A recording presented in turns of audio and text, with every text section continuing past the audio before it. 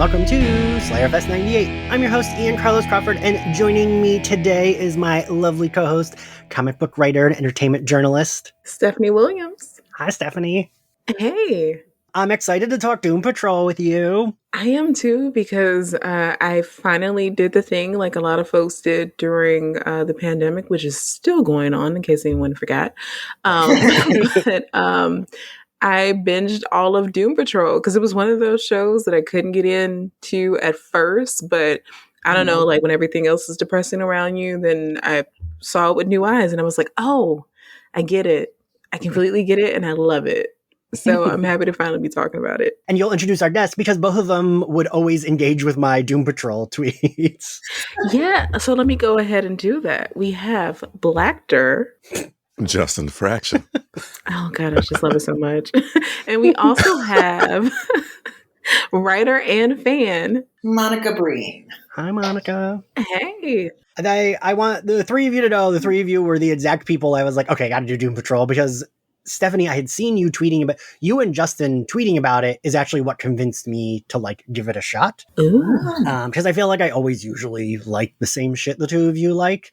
And then Monica, you replied to a bunch of my tweets. So I was like, oh, cool. I know exactly what I'm gonna do for this episode. It's so funny because I get so excited when someone discovers it. Right. I've been trying to get other people to watch it, and my friend, I think that first episode kind of, I don't know. My friends don't trust me. But so we've been doing a couple of like one-off episodes this month. I'm going to do this one the same way we did Magicians. I feel we'll go through the characters first and then kind of touch upon the plot because this show is a lot. I feel like it falls into the same vein as like Umbrella Academy and the Magicians where like, and even Chilling Adventures of Sabrina at the start where like you kind of, the plot is kind of like, I don't know what's going on, but I'm enjoying watching. Yes. And it's more about the characters, right? 100%. The plots are nuts in the best way, but when I try and describe the plots to people, they look at me like I've gone mad. Yeah. And so I stopped trying to describe it and just said, just go. Just open your mind. It's funny. My manager at work hadn't watched the show, but like I think we like put out, when we were putting out some books together, he saw the graphic novel and he was like, oh, I think you'd really like that comic, Ian. Like he had read the whole series. And he told me, he was like, yeah, blah, blah, blah. There's a genderqueer street, which I know sounds like it could be offensive, but it's not. And I was like, wait, that's in the show too. I didn't know that was in the comic book. And he was like, wait, it is. Yeah. And it's so beautiful too. It really is. And I can understand how someone like hearing that would like be weary of it, but it's done in like the best way. And it actually is one of those things when you think about it, it actually feels true to life. Yep. There's always a community in a neighborhood that is a sanctuary for people and that is attacked on the outside. Like it actually felt like one of those moments where I was like, that is kind of true. Yeah. Even though it's a street. Yeah. Even though we're talking about like a sentient street, so I guess we'll talk about Danny first. Even the way Danny communicates with everyone, like there's a voice there, I feel like, right? Yeah. Completely. Like sort of empathetic mom. Yeah. Slash home. Like, 100%. Like Danny was very much like, would be the like house mother in like a community like that, right? 100%. And 100%. And I don't know. It's very sweet. And I like that they have this relation, like they have a relationship with a lot of like the old, like the folks who have been around longer than Doom Patrol. Like Danny has a relationship with Niles. And even when we get Flex Mentallo, like being like, oh, Danny, like that's so sweet. I don't know. And oh my God, when he hugged Danny by hugging the air balloon, the dancing balloon, I almost wept. Like I was just like, why am I so moved by a man in underwear hugging a balloon? But it touched me.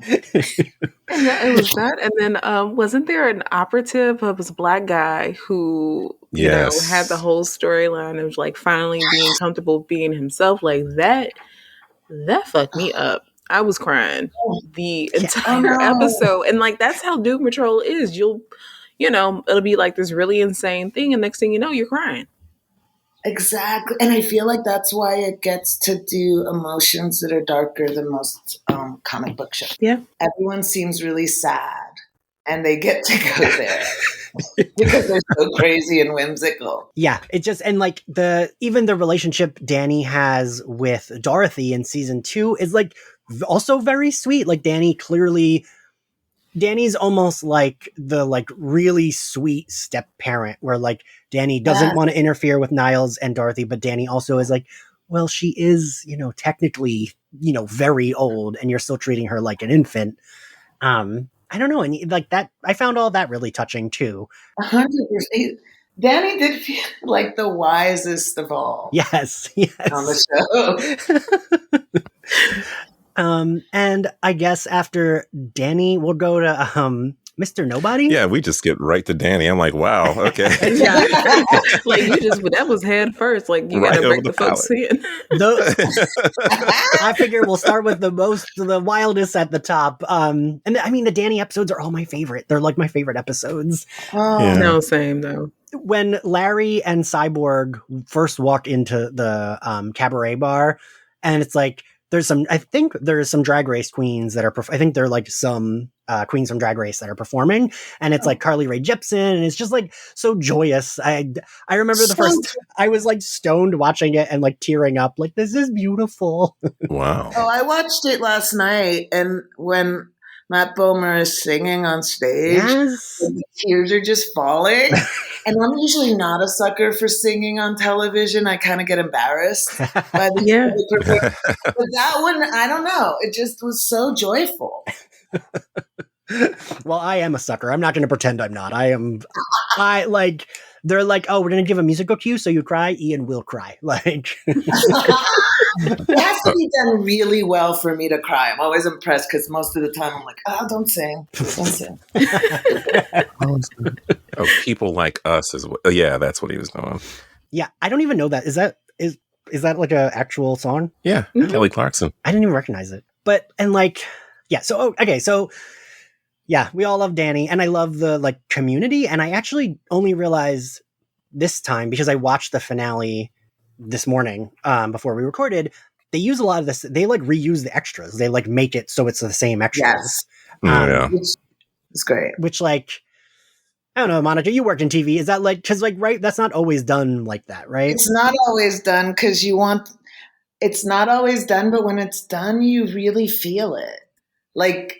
Like if everyone in the office is a different extra, it looks different every episode. And I don't think you internalize it, but like every time you'd see that's the street, you'd see people you recognize. And I think it's very rare, and it works gangbusters to like establish a community that feels real. Yeah. Not just background actor filled. Yeah. Yeah. So I guess we'll move on to Mr. Nobody. Alan Tudyk is definitely enjoyable as a villain, and I feel like he's basically winking at the camera the whole time as he's like 100%. hamming it up the entirety of season 1. Yes. Even in like the recaps, it feels like he's having fun. Yeah. I felt like he does. It made the recaps fun. Yes, I like didn't skip them a lot. Yeah.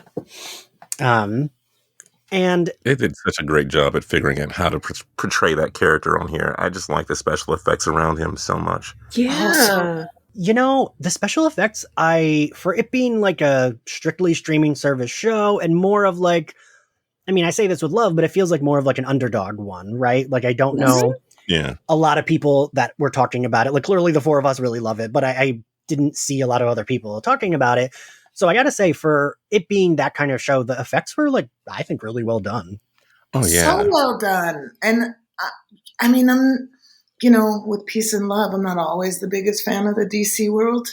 And it's the one that I felt like it looked like a piece of art. Yeah. And it always does. Yes. Yeah. I mean, it's just so careful, like the colors, and it's just pretty to look at. Yeah. There's a scene with Diane where she's running up a hallway and there's puzzle pieces coming out of the door. I'm like, how did they afford that? That looks fantastic. I forgot I was watching Doom Patrol when that happened. Not in like a bad way, but just because of just the cinematography in that moment. I was just like, oh wait, I am still watching this show. Yes. Yeah.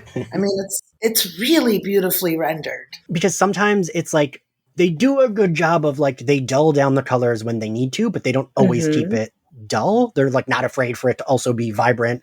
I mean, like when we see Danny or even Mr. Nobody, you know, his colors, it's like the way he's like see-through and the blue, like it looks cool. It really looks cool. I mean, it doesn't ever have an effect that I'm like, that took me out of it. Yeah. Which I appreciate. Yeah. Because sometimes it does. Yeah.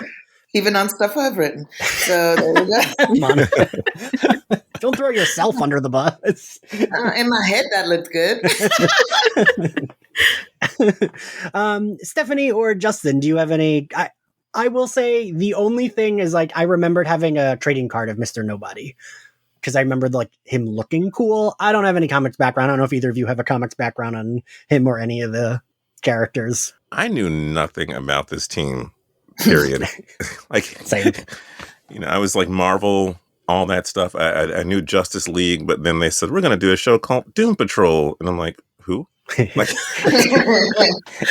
so like I knew of them, and that was from like some research that I was doing on Dr. Karen Beecher, aka Bumblebee, because for a moment she was with them when she was like stuck in B-size. So like I remember a little bit of that, but outside of them, like these characters, no, I know next to nothing about them outside of like Cyborg, but I will say that from the show, it made me want to go back and read the comics because the way these characters have been presented, I'm like, oh, like I really like this. Like the superheroes who aren't really actually superheroes. They're just people who have these extraordinary abilities, or for some of them, abilities that they wish they didn't have, who are deciding to do something with them, either for whatever motivations or like reluctantly, but still getting the job done while dealing with the stuff that they have to. Like,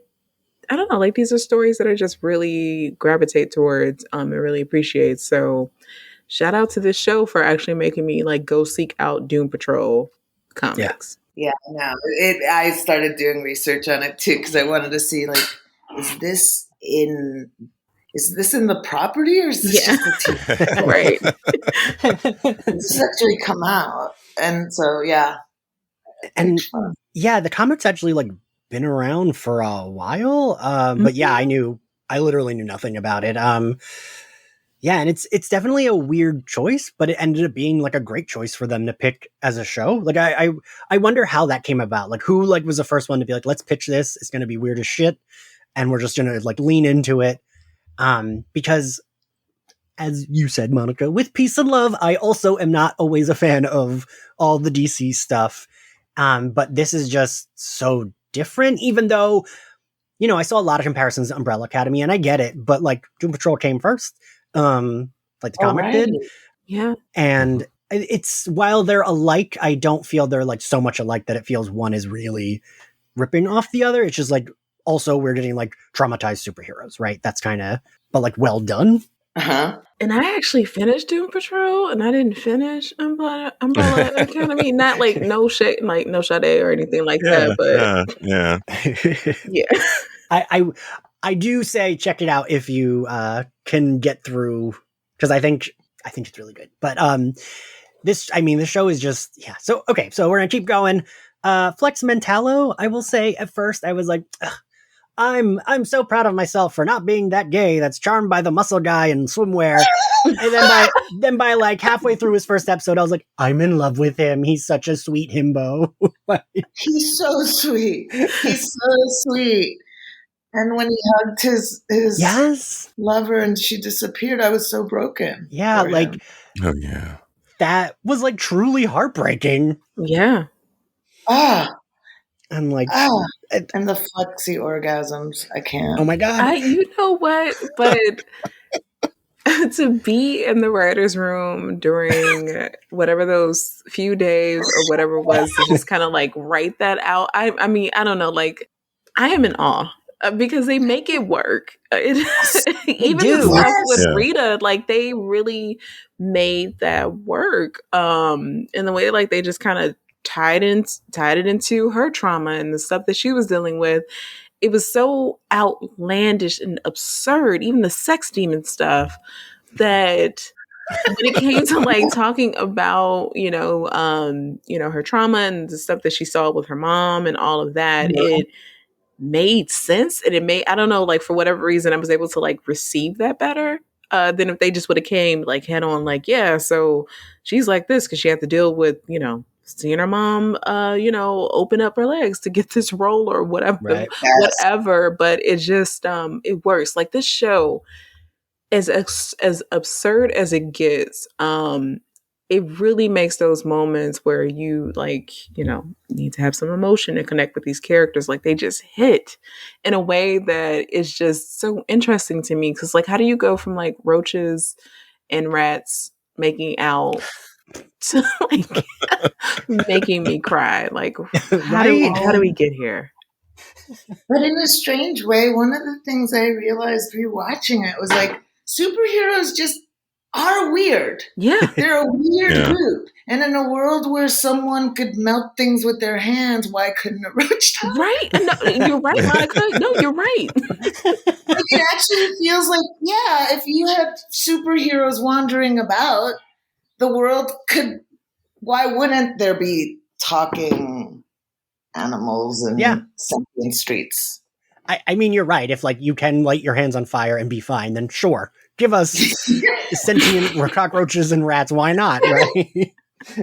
Which one is more ridiculous? I don't know.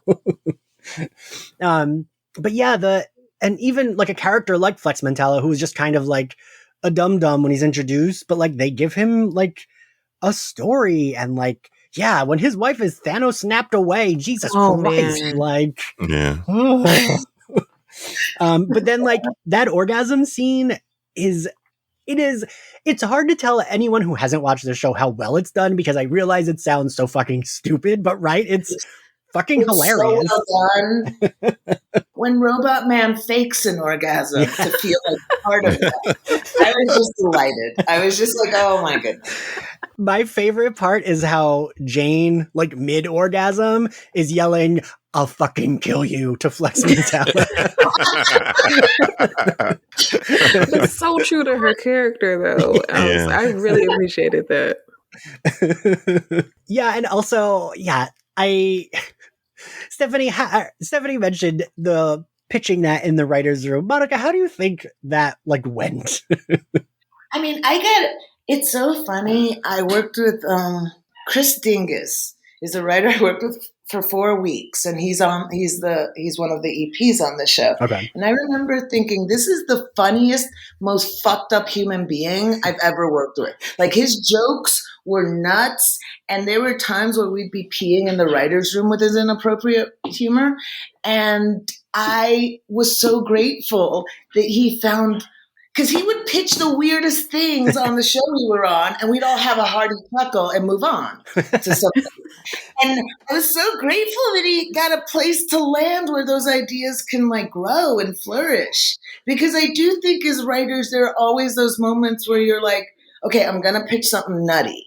And in the back, like I remember I have pitched elderly superheroes for a very long time in my career. I think the idea of elderly superheroes was compelling and sad. But you have to have someone who wants to run with it. Yeah. Right. And finding that is really hard. And so when you have a showrunner in a show that can sort of take those ideas and just let them be as weird and surreal as they can be, that's so rare, but it's so special because it never goes that way. Yeah. All my favorite pitches that come from a place of surreal nuttiness just go away at some point in the noting process.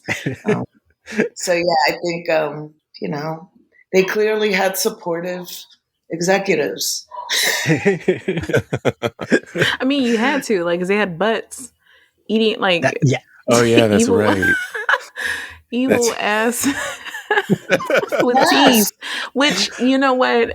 When that moment happened, I was just like, I don't care what else this show does. This will forever be my favorite show because, again, to be able to pitch that and everyone's like, yeah, like absolutely, like let's do that.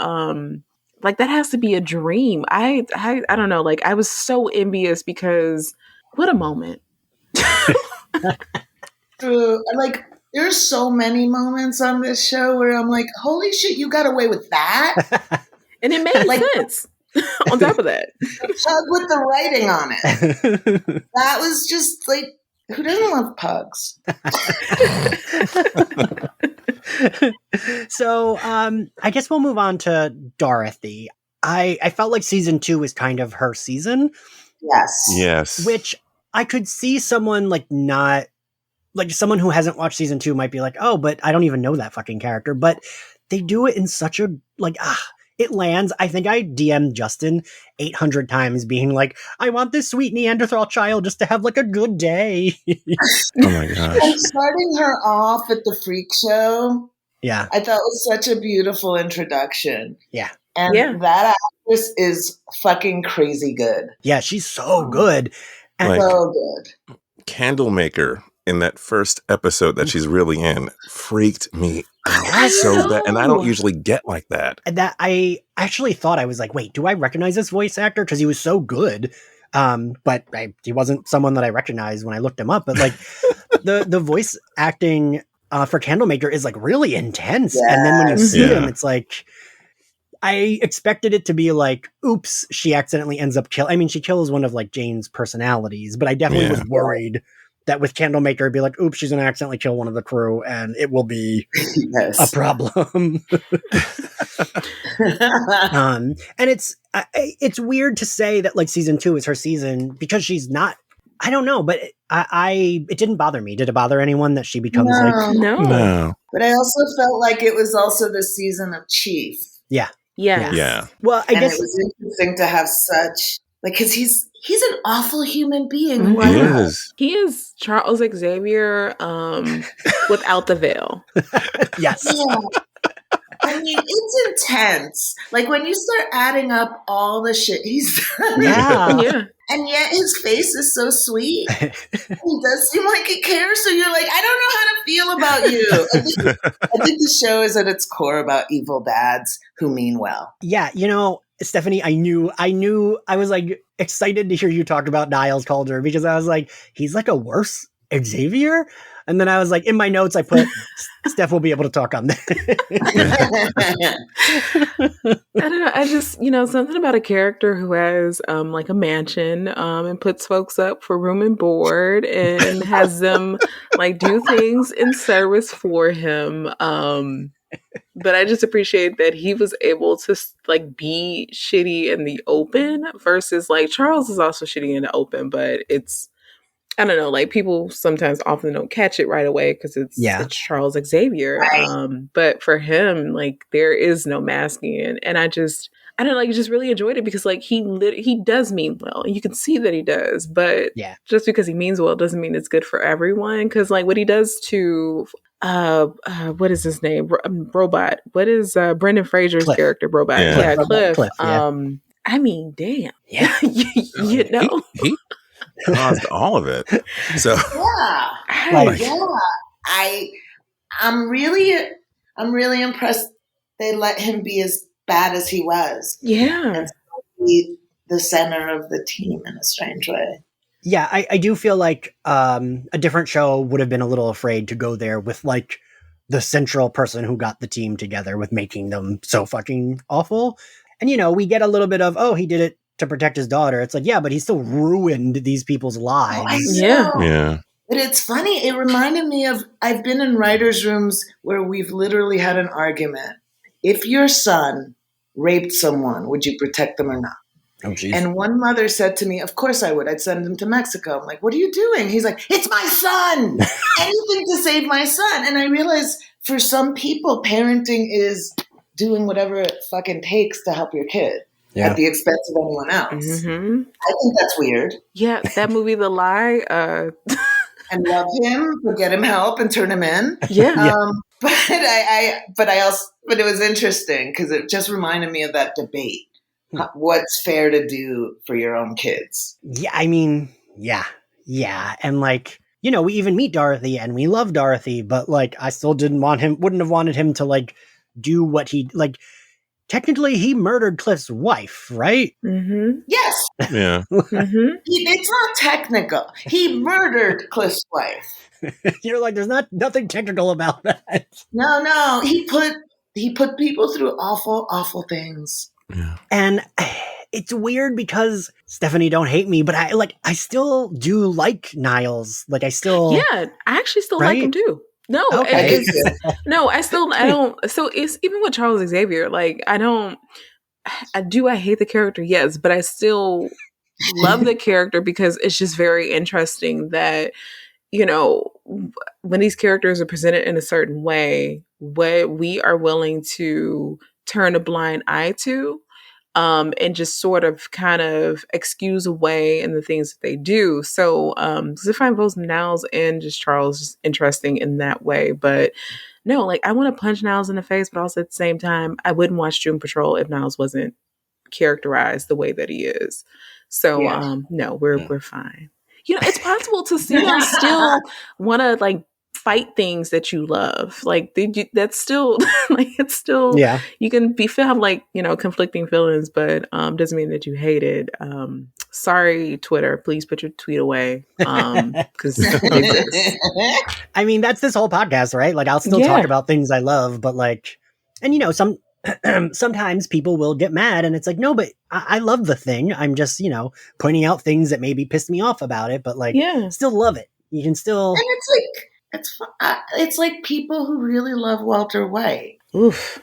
Yeah. And I'm like, he's kind of a dick, but sure. Like, I mean, I do think Chief is like an interesting character because he's like, sometimes they'll sell it like, oh, but he had to make the hard choices. This never feels like that. Yeah. He didn't have to do this. Because even the guy who whose name I can't remember, the guy who's with the original Doom Patrol, who's like keeping tabs on them, Joshua Clay.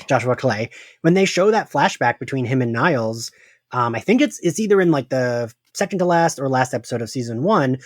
He says to him like, "Oh, okay, we've lined up." He's like talking about how they lined up the thing that's going to happen to Larry because the Rita Farr thing has already happened, and he even says like, "Where's the line? Because I don't see it anymore." And like, I don't know. I think that's like interesting. Completely interesting. And chaotic. Yes. Like all of this planning to like ruin these people's lives so that you can do your thing for what you believe is the greater good as well. Like that's scary. Yeah. As hell. And the fact that you still have feelings of like you might find yourself kind of sympathizing with Niles, but then you're like, but wait, no, he's actually really terrible. Like I don't know, like that's interesting character work to me, to have me like I know I'm supposed to hate this character, but I don't all the way. Yeah. They do that very well with a couple of other characters too. With the exception of like Jane, who I don't put any blame on anything that she's going through on. But like Cliff is not a nice person. Larry, even if you take away the whole closeted gay man thing, he's still not a nice person. Not a nice Rita's person. not. Yeah, and like actually let's go to Jane next. I think that actor is fucking phenomenal. She's so good. She's so great. She blows my mind every episode. And also has a really good podcast in real life about mental illness. Oh, really? Word. Yeah. I didn't know that. She has this wonderful podcast where she interviews people about different issues in mental health that I've gone on a deep dive about her. Oh, I'm going to have to get into that. It's really good. There's a wonderful interview with Eric Andre. Like, it's interesting when you think about her sort of drive to destigmatize and talk about mental illness and then watch his character, which is like so beautifully done. Yeah. So it's Diane Guerrero. And I first like heard of her on Orange is the New Black. Really? And I'm glad she got put in a vehicle like this because it's, I don't know if I won't get into Orange is the New Black, but I definitely gave up on that show. And I'm glad to see her in this. I'm glad someone like her getting work. Oh yeah. And she like, it's weird because I remember the first time we saw Baby Doll, I was like, wait, I hate this.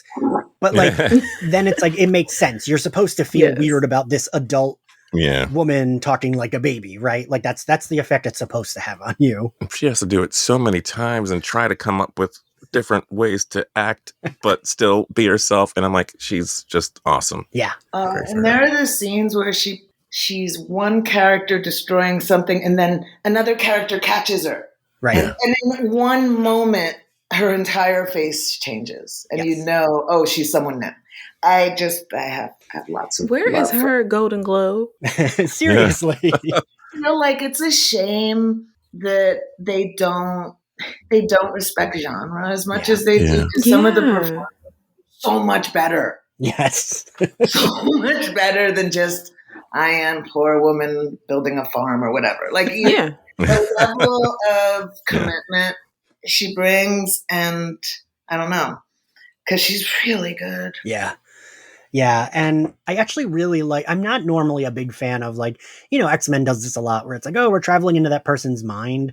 And I don't always love those plot devices, but I think they do it really well because I love that, on the outside, it's still Diane Guerrero's face, but when she's on the inside, everyone has their own, look and different face. That was so smart. Yeah. I thought that's immediately more interesting than it could have been if they just made them all her. That would have been more eh. And it feels like the stakes are high too, right? Her personalities start dying and it's oh shit. Right. And they're so in conflict and so scared. And I've always read that when personalities sever, it is common for someone who'd been sexually molested as a child to sever personalities so that different people can take different parts of the experience and you don't experience it as a whole. And the fact that they did that and gave each one a separate superpower kind of creatively blows my mind. Yeah. You took something so real and depressing, kind of took it in another direction. Honestly, I also am a thing I'm a very hard sell on is having any kind of rape or molestation in a story. Mm-hmm. But I agree with you, Monica. They did it so well here that I was okay. But oftentimes I find myself, and I feel usually it's when it's written by a dude where it just feels very why are you doing this? Why are these characters? Why does she need to be raped? Right. Yeah. You know what I mean? I have that feeling a lot. Where I'm why does she have to be raped now? Right. But yeah, and I also think it never showed anything. You just knew. And then you knew it was a conduit to everything that followed afterwards, but it wasn't the singular issue. It wasn't played in the way that you're talking about that I can bristle at as well. The way that they handle it is the same way it's handled in Birds of Prey. When they're at that cabaret and they're trying to sell the point home that Black Mask is a really terrible human. And they imply it, but they imply it in a way that is similar to the show where they just show just enough to let your mind do the rest, which I appreciate because it's my imagination is probably way worse than anything that they could have put on the screen. But also it doesn't take you out of the scene because if they would have did it there, it would have took me out of the scene. And then for Jane, it just would have, I don't know, it would have took the show somewhere it didn't need to go. Right. So, and I appreciate that. Just there's ways to talk about traumatic things, but not do it in a way that is just careless. Yeah. Yeah, because I think Jane is such a strong character on so many levels that they held it back long enough that it didn't define her either. Yep. Yeah. So yeah. Yeah. And so her relationship with Cliff. So I guess we'll go into Cliff. I say this with love, but I think Cliff is maybe my least favorite character. Really? Yeah. Sometimes he's a little bit too much of just yelling. But I still enjoy him. And I do like his character design. I like so knowing me, I always think, what's that guy look like under that suit? Because I bet he's my type. That's Riley all I think Shanahan. because he's like lanky. He looks like he could be like, I mean, this is how the robot dresses. Well, I'm like, ooh, he looks like he could have been in a punk band in high school. Like that's usually the type of guy I go for as an adult. Because I am very predictable. Yeah. But so Cliff, I think we mentioned this before, but that first episode doesn't feel like it really embodies the show, because it's so Cliff-centric and it's so dark that I remember watching the first episode and being like, I don't know. But then after that was when I was like, oh no, I'd love this. So also like he yells too much, but also his shit with his daughter like really pissed me off. He's not a good dad either. No, he's not. He is not a good dad either.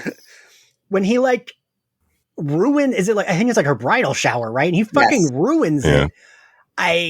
For me, I was like, how am I supposed to feel about this? Because it's starting to make me fucking hate him. I felt a little better that, because, with stuff like that, I am very like, okay, it's if the person forgives them, then, and the daughter did seem to forgive him. So I was like, okay, but I don't know that I would have like, I don't know. He was such a prick about that it really. No, what I like is that he is the alpha male that in other shows they justify his behavior. Yes. And they don't justify it. They don't try and make him seem like, oh, he was fighting for his daughter. No, he's a dick.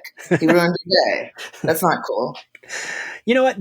That's a good assessment, because it is like the show doesn't try to make it look like he's doing a good thing. It's like the show's like, yeah, he's being a dick. No, and remember when they were little and he would go off to kill rats?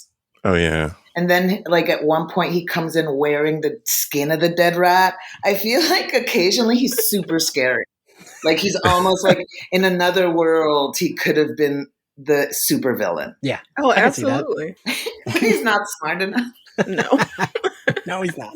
But I'm happy Brendan Fraser's back. I always liked him, and then he disappeared for a while, and I couldn't figure out why. I mean, as everyone on Twitter, I grew up and loved The Mummy as a kid, so like... Same. Yeah. No, I mean, I just love Brendan's voice work so much. It's just such an 80s NASCAR driver, just cheats on his wife, drinks a lot, smokes a lot, like that's the guy, and so Cliff, he probably isn't my favorite character. Those are like Rita and Larry. But with Cliff, I think they do such a wonderful job with him, even though he's not somebody that I totally focus on, especially his relationship with Jane, which I love too. Yeah, I want to say as that his relationship with Jane really started to evolve, that is when I really started to care for his character. Yeah. Agreed. I was worried. I think, what is it, like the second episode or third episode, when him and Baby Doll have that interaction, I was like, is he going to be a fucking creep? But then he wasn't. Oh, no. He wasn't. And he like really isn't with her, which I appreciate too. Because I feel like another show might have just been like, oh, look, we're going to like force a romance here. But he's just protective of her. He's not like... I am so grateful they don't force romances. I was just getting ready to say that. Like, I'm so happy they don't do that at all. Because at first I thought they might do that with, God, what is her name? Rita. But they don't. I think it was like Rita and Larry, but I'm like, but Larry's gay. Like, we know that, right? But I don't need romance here. No. I actually don't want it. That's the thing. I feel like in superhero groups, when they do romance, it's just kind of pawning the pretty girl off on the different characters. Yeah. I was gonna... You know what? You start, Joe. I was about to say, Monica, especially, like, I'm a hard sell on romance often, but especially in superhero stuff, I almost, like, never need it. I mean, we talked about WandaVision, but that's kind of the only one that's worked for me. Yeah. And I feel like part of it too is like these characters are so flawed. The last thing they need is to get laid and bring someone else to do that. Right? They just need to deal with their own shit. They're not ready to love. Am I a superhero? What's going on? Now, I will say that for season 2, it was a nice little surprise for me with Cyborg and like the sort of love interest that they introduced with Ronnie, because I'm like, wow, so we got 2 disabled Black characters. We're not gonna focus and make that a thing. in a way that like takes away from their agency. But no, we're going to highlight that and show them both, being vulnerable with one another, accepting and all of that. And I just thought that that was really beautiful. Like I was obsessed with their whole thing, and I did not see that coming. And then when I learned he's the best cyborg of all. Oh my God, yes, hands down, I will fight someone on that. Like I will throw hands. Javion Wade is just, he encapsulates a live action cyborg in a way that I didn't think was possible, but like he gets it. Also, he's really cute and young and really young and sweet, and again, really shitty dad. Yeah, so let's talk about Cyborg, because also I have a crush on him too, Stephanie. And I was because every time he had on those sweatpants, I was like, my eyes would like wander. Oh my! I know. I'm sorry. I apologize. Weirdly, I like him. He has like a slight lisp, and I find it like so charming and cute. Like, I love the way he talks. And I was worried because in one episode, Cliff calls him like a tween. And I was like, oh my God, am I crushing on a character that's supposed to be like 13? What the fuck? But I was like, oh no, he's just being a dick when he says that. I was like worried.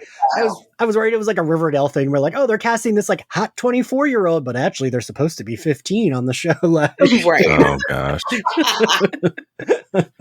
I think Joyvon Wade does such a great job with his American accent. I had no idea he was British. He's British? Yeah. News to me. I did not know that. Shit. And he is impressive. Wow. And I didn't think the character would fit here at first, but because I don't think he's originally part of the team. No. I think that's Beast Boy. Well, yeah, I think it was Beast something Boy. like that. But I didn't like him in the first season, but by the second season, I was just everything he did, I was interested in. I just love that he took on this role of helping Rita too, which I think is awesome. Well, and again, like you said, there wasn't a romance. It was like he was just helping her because they're like teammates, and they, I like their relationship. Cyborg, I will say in season 1, his like, and Stephanie and I talked about this before recording, his relationship with his dad was a little like, it felt like, But in season 2, his relationship with Ronnie, I felt like that was like immediately very interesting and very different. Mm-hmm. I mean, Stephanie, you listed all the reasons why. It was very different immediately than normal relationships in a show like this. And like, I also liked Ronnie, even though she kind of like betrayed him in the end. But like, loved Ronnie. When she betrayed him, I was like, yes, please give me more of this. Because to me, like in season 3, if they continue with this, that works to Cyborg's benefit as far as like his character development, because Cyborg has always reminded me of a Batman in a way where, like Batman is just like, Selena, stop stealing so that I can love you. He's like similar in that way, very methodical, black and white type of thing. And like with Ronnie, you see her kind of like changing that about him, or at least making him think outside of right. Like this is black and white, like very binary and right and wrong. So like if he were to like forgive her or try to figure it out, even though she betrayed him, I'd be like, you know what? Right. You got a fan for life. Yeah. I kind of hope that's what happens, actually. I do too. Well, let me not get my hopes up, but I hope so. Also, like, it was just really cute to see their relationship. Like, one, we really don't get to Black characters who are in any kind of relationship in these in this type of genre shows, but for her to like pass the paper brown bag test, like to be darker than one on top of that, I was like, wow, y'all are doing this, okay. And the fact that they don't really tie, like their whole relationship isn't like this, I don't know, like we're commiserating in misery or anything like that. Like it starts off a little bit like that, but then it evolves into something else that I could just really appreciate. Like I love it. I love hearing you, Stan. And I never go this hard for this type of thing. Their first love scene was so beautiful and sweet and just like it's all tender. so tender, and for characters that play sadness so well and longing so well, to actually have a sex scene that wasn't just like, oh, hot sex. I know. But just carried all that in and was so, yeah, I mean, I didn't expect that story, and I was so pleased with it and so happy for him. Even when she broke his heart, I didn't care. I was just like, whatever. Because that episode prior, where like the love bugs or whatever it was infected everyone, I ate that shit up. That was probably my favorite episode between them, because I'm like, I know this isn't gonna end up being a thing because, like, you know, they're infected or whatever, but just give me more of this, please. Like, more of this. Like, that was my moment in like romance novels that I love, and comic books, meeting and conversion at the same time. So like, I was in heaven. Stephanie, I have never heard you talk like this about something, and it's making me very fucking happy.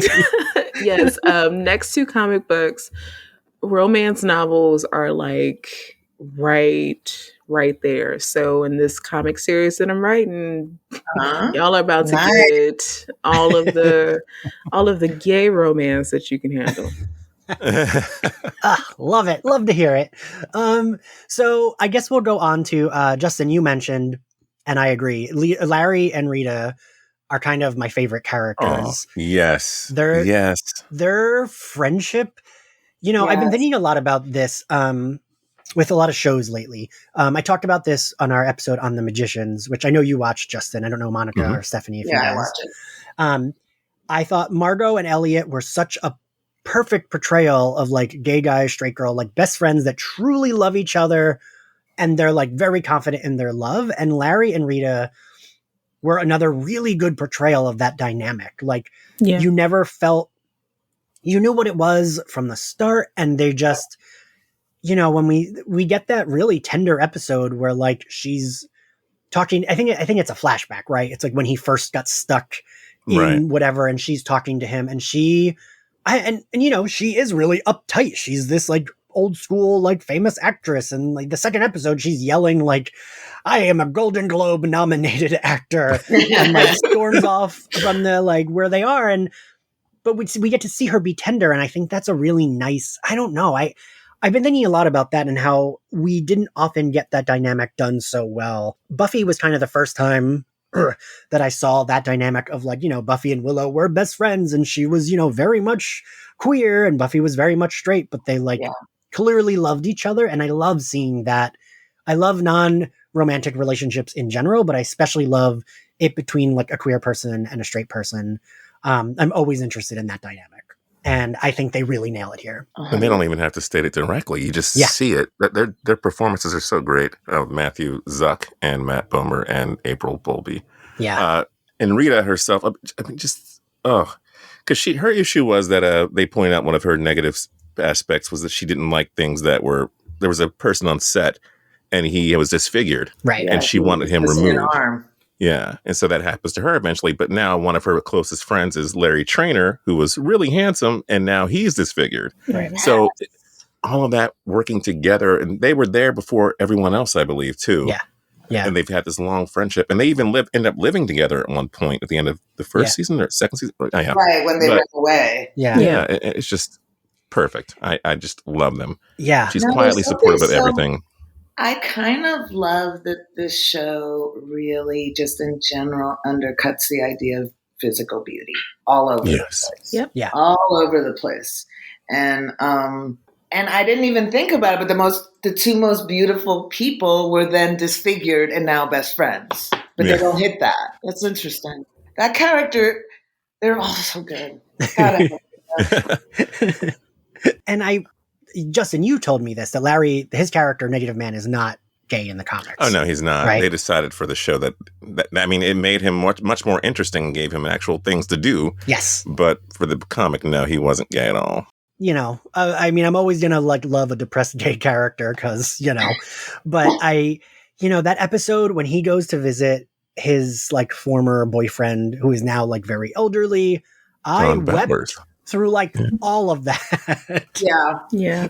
Oh gosh, his whole story, it was just so well done and so well written, and it's not, when he goes to visit him, it's very muted. It's just kind of like that. He doesn't have a big fight with him. They just kind of are like, okay, let's talk, and they just like, and when he carries him out, ugh.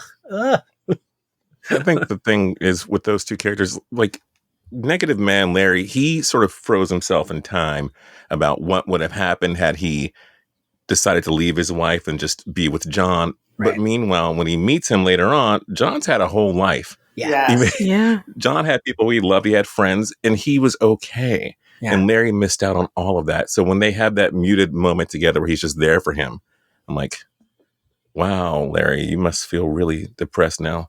And,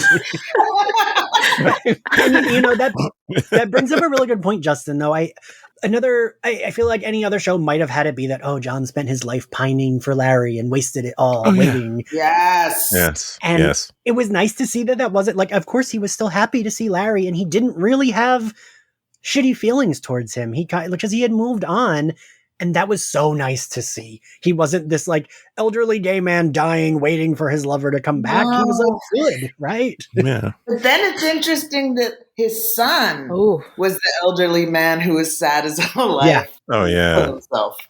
Yeah. Which I also appreciated. Not that I appreciated that he was right, sad his whole life, yeah, but that the wreckage was more his kids. Yeah. Mm-hmm. Which I think probably makes sense, right? Like, makes perfect sense. Yeah. Parents are the ones that fuck you up. Boyfriends are fine, come and go. I also there's a moment in, I think I did a bunch of I did random episode rewatch. I can't remember if it's the first or second, when Larry and Rita, it's the second episode, because Jane is fighting with Cyborg and Cliff. And Larry goes to Rita's room and he's like, do you want to step outside? And they see the fight happening. And she's like, I could use some air. And they're like, we don't need to get involved. And it's so good. They're on the same wavelength with that. I love it. Justin, somehow that would be me and you if we lived it would, yeah. Just look at that. How's it going? Justin would be like, we're going outside. Yeah. So yeah, I guess we'll a little bit talk about the seasons. Again, my timeline is all over the place. Can someone say what Mr. Nobody's motives were? Because I'm not sure. I thought it was just to fuck with them. Yeah. I think it was vengeance and pride and kind of just being a dick. Yeah, which I was okay with. Like your girlfriend left you and you have a chip on your shoulder. But he is an enjoyable villain to watch. We start off they go for weird right at the start of the show, because we get that goat that has the portal to another dimension. I think Cyborg says specifically in his throat, right? That's where the whatever is. And, that was kind of my first notion that was wait, I think I do love this. This is fucking weird. They travel, I'm not even sure when. It's when they get trapped in that other dimension, when Cliff and Jane do, and there's those people that worship, I forget, who do they worship as a god? Oh, I was just watching that. The Eye? Is it? I just remember that older woman coming in who felt like someone I would know from New Jersey, and she's like, the only god I believe in is Springsteen, and I've spit on him twice. Yeah. Yeah, they were in the snow globe. Yeah, the snow globe. The decreator. Yes. The DJ. Yes. Trying to, which was the pug. Right. Yes. Right. This is why you can't explain the show to people. Right? How this sounds like nonsense. It sounds like we're making it up. Oh man, the first time my husband and I watched it, we were really high. And I was like, is this happening? Is this happening? And I watched it straight and I was like, it was happening. And it's a good fit. It's a good fit being high. Because you're not thinking about it. You're just like, wow, okay, go for this. I will say that's, I think, how I watched most of the show. And just you're like, all right, fine, sure. Yeah, great. Well, you just go with I it. had this weird reaction because the thing about this show is it hits things I love that other people don't love, like freak shows and circuses and pugs and talking roaches. Like there are all these random shit that I love that I'm like, oh my God, they have a talking roach. I love that. Monica, I love a talking roach being something specifically that you love. Well, it's funny. I grew on up your vision board, and roaches and mice were a thing you dealt with on the regular. Yes. And so, like, I've always sort of thought people don't pay enough attention to the roach. And I was really grateful. So I feel like, they're there. It was the first roach I was invested in outside of SpongeBob, like the little roach that sits at the table. And I love the scene with the baby mouse crossing the street with his mama. Oh yes. Oh yeah. Admiral Whiskers. Over and he gets the whole thing. I'm like, I love this show. Yeah. It's so it was rooting for me. They took the Batman origin story into that, which I don't know, like that's the way that I thought of it, and I loved it. I didn't even think of that, but it is the Batman origin.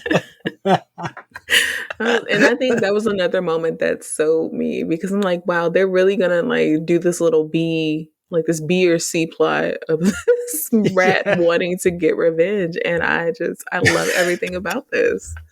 It's little stuff like that this show does, even with the guy who I think it's like second episode or whatever, where they go to, I think, find Mr. Nobody, but the guy is going to get like altered and changed in some way. He ends up getting a raptor attached to his body. Oh yeah. Animal, mineral, vegetable man. Yeah. Yes. Played by Alec Mappa. Yeah, and like they carry him all the like because he'll pop up randomly.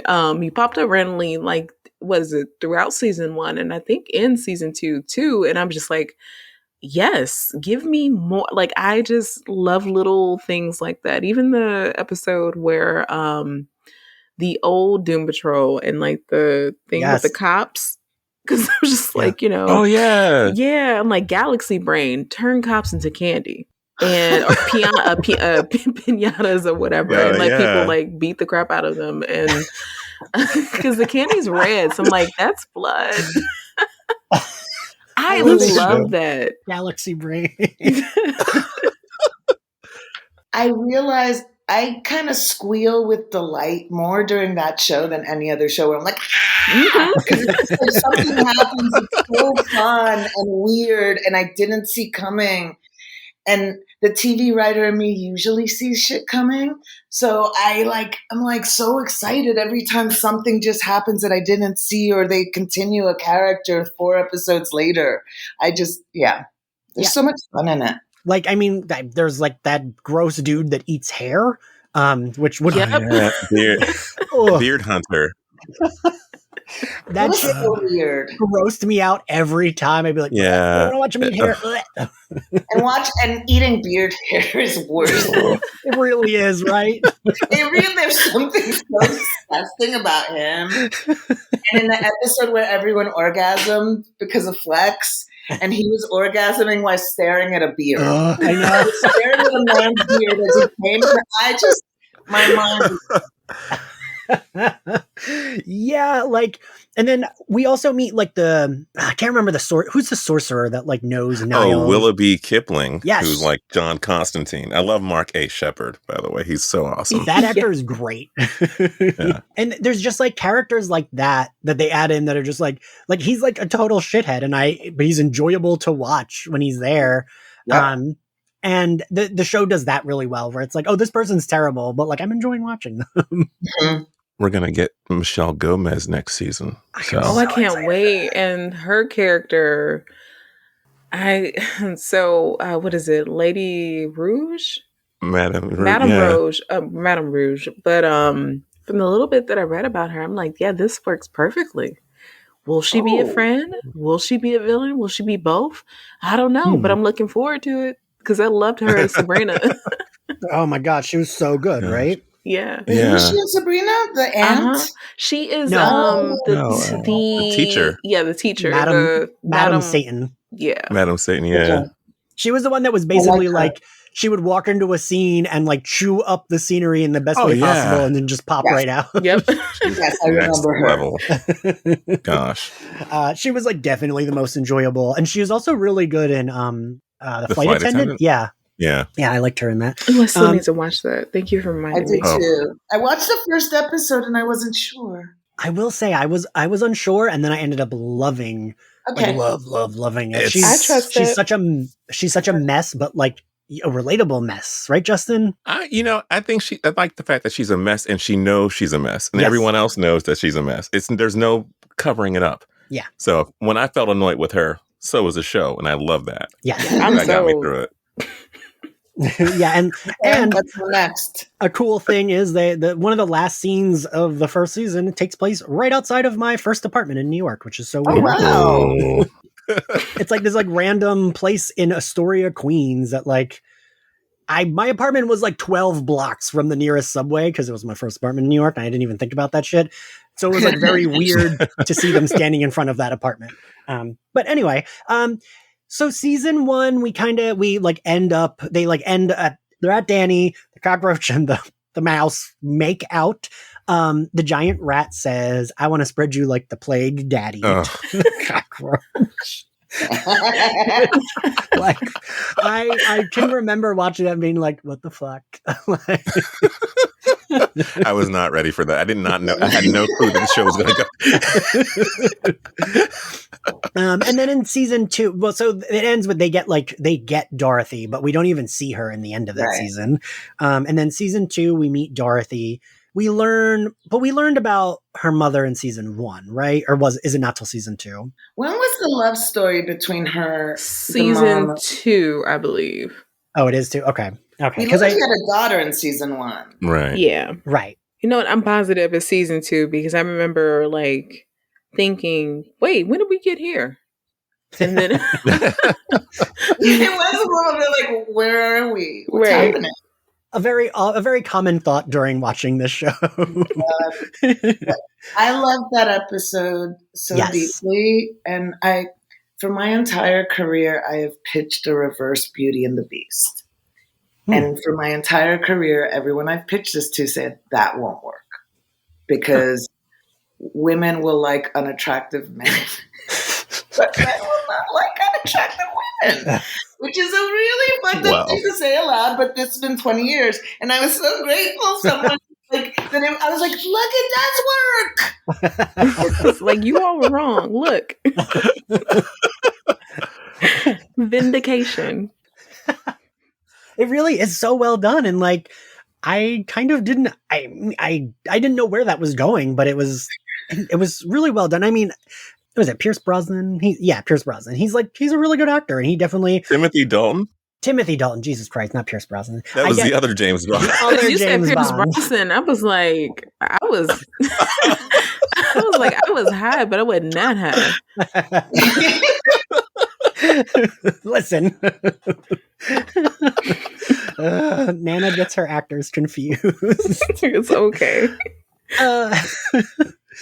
But yeah, like I actually did really like the episode of Dorothy and Baby Doll playing, but I just was nervous the whole time, and then something bad did happen, and I was like, no, can't they just?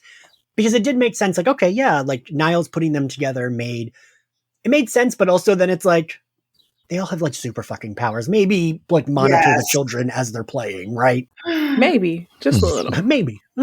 Season 2 does end slightly abruptly, but as Justin had told me, it is because of COVID. It does feel a little like, wait, how suddenly we're here? It ends. Dorothy like keeps seeing. I'm not sure if it's specifically her mother or like someone that is like also a Neanderthal cave person. But like they have like that weapon and she keeps seeing them, and Niles, Justin, is it that Niles feels he's going to have to kill Dorothy, right? Yeah, it's not the end of the world. And then there's Candlemaker popping in. He wants her to turn into something. I haven't rewatched it. And so like, my friend writes for this show. She's so cool. And I can't remember most of it. I'm getting old. But so it ends with them all being like stuck in wax, but then she takes the weapon that she keeps seeing, and that's kind of like where we leave off, I think. Oh, okay. Yeah. But I'm a little bit more forgiving. Like, not to be an asshole, but like I'm more annoyed at WandaVision's like the hiccups they had with COVID than this. Like this, at least like story wise, it's like, okay, I get it. What we're still like keeping on track with like the story, I think. Yeah. It felt abrupt, but I also like, I forgive that show a lot. Yeah. Because it amuses me the whole way through. Because it's just enjoyable to watch, even when it's complete fucking nonsense, it's still enjoyable. Because there's that really, really nice episode where like everyone from Danny the Street comes to the house. Oh, yeah. And god damn it, when Flex like lifts Dorothy up so she can like, I think it's like she can put the disco ball up. I was like, I am crying. This is so fucking touching. Like, it's so love. Like that show has this sort of spirit of love underneath it and it's really hard to like explain to people, but there's so many moments that are so sweet. Yes. In the middle of chaos and feel so earned and satisfying. Yeah, they don't feel sappy or like thrown in. It's right. Makes sense with the show. And it's just so nice to see because yeah, you're right. It's like a very dark show, but we get so many nice tender moments. I don't know. I like that. But fucking, of course I do. I guess we're at the end here. Can I throw in one more thing? Yes. They did a couple of sequences in season 2. Like they spoofed the Avengers and cop shows. Yeah. And Cliff in a wig dressed as a hooker is the funniest thing I have seen in my entire life. I forgot about that. Include in there. Yeah. That's yeah. So I guess we're at the end. Justin, what would you say is like one of your favorite moments? You can have more than one, I don't care. What are your favorite moments from the show? I think it's that what I just mentioned is when Cliff is pretending to be a hooker and someone touches him, he turns around and I'm like, oh gosh, he's wearing hoop earrings too. Like he's a robot. That is my favorite moment. Stephanie? My favorite moment was between Cyborg and Ronnie. Surprise. It's when they're leaving their support group and like Ronnie gets robbed and Cyborg is like, you ready to get into action? She's like, no, I got this. And she like takes care of the guy with her cane. And then they have that whole little interaction where she's just like, so you're really going to call the cops on somebody because they were having like the worst day of their life with that? Would you want that to happen to you? And then you just kind of see, you know, his little wheels turning and I'm like, ooh, we're doing things and I like it. So it made me like go into that voice too. So so that was like one of my very favorite moments. And I think the moment shared between Jane and Cliff, where you see like he's really worried about her because she's, you know, going back to using the drugs that she was using before. And I don't know, like in that moment, I was just like, okay, I get it. Like I get this friendship and I get both of these. Well, Cliff more so than Jane because I already got Jane. But I was like, okay, Cliff, you are a bit of an asshole, but also you're trying, so I'll give you that. Yeah. Monica? Okay, this was a moment I didn't expect, but it was in season 2 at the beginning when they were little and Dorothy escaped to feed the rats and they went because they thought the rats were going to kill her, but then the rat had delivered baby rats and they were sort of little admiring the beauty of the baby rats and suckling on their mom. And then Dorothy says, oh, what's wrong with the little one? It was the little runt of the litter. And then the mom ate it. That's your favorite moment? It evolves into horror. And I was just like, it went from touching to vile to funny in like 2 seconds. And I was just, when it ate the baby rat, I was just like, what is that? I love this show. I love it. And I don't know what that says about me. You were an amazing person because it was funny as shit. Because that was just, I was like, I was so moved by the baby mice, and then I was so not moved by the eating of the baby. I think my favorite, I don't know, I love anything with Danny, but I think maybe like that moment of Flex Metallo, it's so weird. Like, I'm gonna have a tie. Flex Metallo like lifting Dorothy up is just such it's so beautifully shot. it's just such a good scene. And then him accidentally making everyone orgasm, because I love that he's very polite about it. He's like, I'm so sorry, I didn't mean that. And Rita is like, shut up and give us a second. Like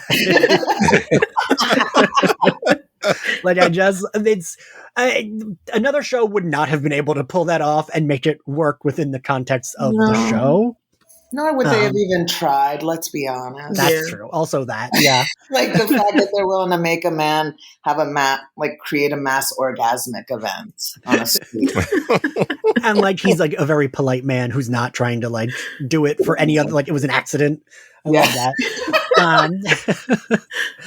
that. What grade do we give this series? We probably all agree. Monica, what grade do you give it? I'm giving it an A.